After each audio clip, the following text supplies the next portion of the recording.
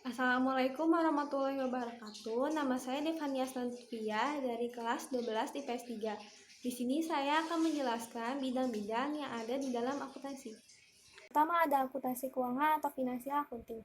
Akuntansi keuangan merupakan bidang akuntansi yang mencatat, menganalisis, dan mengelola seluruh transaksi keuangan sehingga menjadi laporan keuangan.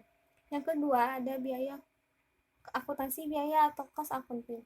Merupakan bidang akuntansi yang mencatat, menganalisis, dan mengelola transaksi keuangan, khususnya yang berhubungan dengan biaya. Yang ketiga, ada akuntansi anggaran atau budgeting accounting. Merupakan bidang akuntansi yang ditunjukkan untuk penggunaan data akuntansi sebagai dasar dalam menyiapkan suatu rencana keuangan untuk periode yang akan datang. Yang keempat, ada akuntansi pajak atau tax accounting. Akuntansi anggaran merupakan bidang akuntansi yang ditunjukkan untuk menghitung, mencatat, menganalisis, dan melaporkan berbagai macam pajak yang berkaitan dengan sebuah perusahaan. Yang kelima ada pemeriksaan atau auditing. Pemeriksaan merupakan bidang akuntansi yang melakukan analisis dan pemeriksaan terhadap laporan keuangan yang telah dihasilkan oleh perusahaan. Tujuan auditing adalah memberikan pendapat atas kewajaran laporan keuangan dibandingkan dengan prinsip akuntansi yang berlaku umum. Yang keenam, ada sistem informasi akuntansi atau accounting informasi system. Akuntansi pemerintah merupakan bidang akuntansi yang dipakai oleh pemerintah dalam mencatat, menganalisis, dan melaporkan transaksi keuangan yang terjadi dalam suatu organisasi, baik bisnis maupun bukan bisnis. Jadi, dalam sistem akuntansi akan membahas bagaimana, siapa, di mana, dan apa yang dicatat serta dilaporkan. Yang ketujuh, akuntansi pemerintah atau government accounting. Akuntansi pemerintah merupakan bidang akuntansi yang dipakai oleh pemerintah dalam mencatat, menganalisis, dan melaporkan transaksi keuangan yang terjadi dalam organisasi pemerintah, pemerintah pusat, provinsi, maupun sebagainya. Yang ke-8 ada akuntansi sektor publik. Akuntansi sektor publik merupakan bidang akuntansi yang mempelajari proses pengukuran, pengakuan, dan pelaporan transaksi-transaksi ekonomi yang terjadi pada sektor publik. Organisasi yang termasuk sektor publik antara lain sekolah, rumah sakit, tempat ibadah, dan sebagainya. Yang kesembilan, ada akuntansi keperilakuan. Akuntansi keperilakuan merupakan cabang ilmu akuntansi yang masih baru. Akuntansi perilaku ini menggunakan ilmu perilaku dalam akuntansi. Fokus pembahasannya adalah bagaimana perilaku para praktisi akuntansi dalam menetapkan tugas dan tanggung jawabnya. Sekian. Assalamualaikum warahmatullahi wabarakatuh. Perkenalkan, nama saya Dewi Ada Putri dari kelas 12 PS 3. Nama asam 7, saya dari kelompok 2. Di sini saya akan menjelaskan tentang profesi akuntansi. Nah, profesi akuntansi merupakan pekerjaan yang menggunakan kalian di bidang akuntansi. Kemudian, seseorang yang bekerja di bidang akuntansi dan memiliki keahlian di bidang akuntansi dapat disebut dengan akuntan. Nah, kemudian ada macam-macam profesi akuntan yang terbagi menjadi 4.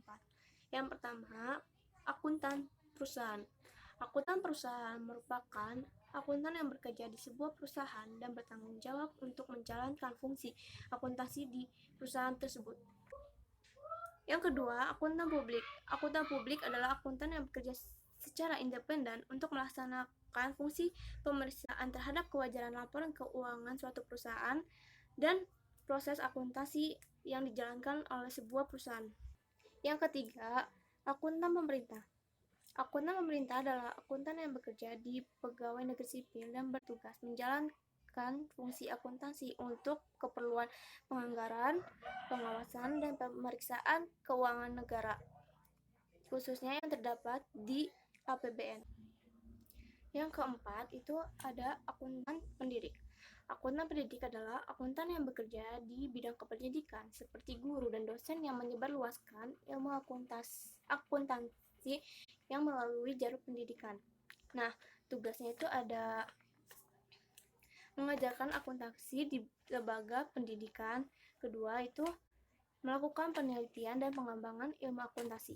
Assalamualaikum warahmatullahi wabarakatuh. Nama saya Dianto dari kelas 12 kelas 3. Pada video kali ini saya akan membahas mengenai etika profesi akuntansi. Etika profesi akuntansi sendiri ialah suatu ilmu yang membahas mengenai perbuatan atau perilaku baik dan buruknya manusia sejauh dapat dipahami oleh pikiran manusia terhadap pekerjaan yang membutuhkan pelatihan atau penguasaan terhadap pengetahuan khusus sebagai akuntan. Sebagai apa seperti yang saya jelaskan tadi, etika itu mengatur bagaimana seorang akuntan akan melakukan pekerjaannya. Karena jika tanpa kode etik, seorang akuntan bisa saja langsung diberhentikan atau mendapat masalah besar. Oleh sebab itu, IAI atau Ikatan Akuntansi Indonesia itu mengeluarkan kode etik yang harus dipenuhi dan dipatuhi. Setiap anggota juga harus berperilaku konsisten dengan reputasi profesi yang baik dan menjauhi tindakan yang dapat mendiskreditkan profesinya. Kewajiban untuk menjauhi tingkah laku yang dapat mendiskreditkan profesi juga harus dipenuhi dengan produk tanggung jawabnya kepada penerima jasa, pihak ketiga, anggota yang mempromosikan diri dan pekerjaan, serta masyarakat umum. Dalam upaya memasarkan dan mempromosikan diri dan pekerjaan itu, akuntan profesional sangat tidak dianjurkan dalam mencemarkan nama baik profesi. Makanya akuntan itu wajib mempunyai sikap yang jujur dan dapat dipercaya. Lalu ada beberapa prinsip-prinsip dasarnya. Yang pertama itu tanggung jawab profesi, yang kedua itu standar teknis, yang ketiga kepentingan publik, yang keempat kerahasiaan, yang kelima itu integritas, yang keenam itu objektivitas, yang ketujuh itu mempunyai sikap yang jujur, yang kedelapan itu dan dapat dipercaya. Sekian video saya, kurang lebihnya mohon maaf. Wassalamualaikum warahmatullahi wabarakatuh. Assalamualaikum warahmatullahi wabarakatuh. Saya Dinda Putri Luktasari dari kelas 12 IPS 3. Di sini saya akan menjelaskan tentang konsep dasar akuntansi dan juga contoh dari transaksi. Seperti yang kita ketahui, dalam kegiatan akuntansi, transaksi yang sifatnya keuangan itu harus dicatat dan dilaporkan. Kegiatan ini tentunya tercermin dalam transaksi usaha. Nah, masalahnya gimana sih cara nyatetnya? Di dalam akuntansi itu ada namanya konsep persamaan dasar akuntansi yang harus diikuti dalam melakukan pencatatan. Ada juga namanya konsep persamaan dasar akuntansi itu harta sama dengan utang dan modal. Harta merupakan sumber daya ekonomi yang dimiliki perusahaan. Contohnya ada kas, piutang, usaha, perlengkapan, peralatan, tanah, bangunan, dan lain-lain. Sedangkan utang adalah kewajiban yang harus dikeluarkan perusahaan kepada pihak lain karena melakukan pinjaman. Contohnya ada utang bank, utang gaji, utang usaha, utang pembelian barang-barang, dan lain-lain. Modal adalah hak pemilik dana atau pemegang saham atas perusahaan. Dalam perhitungan transaksi keuangan, menggunakan persamaan dasar ini, ada dua hal yang perlu kamu ingat, yaitu pendapatan dan biaya.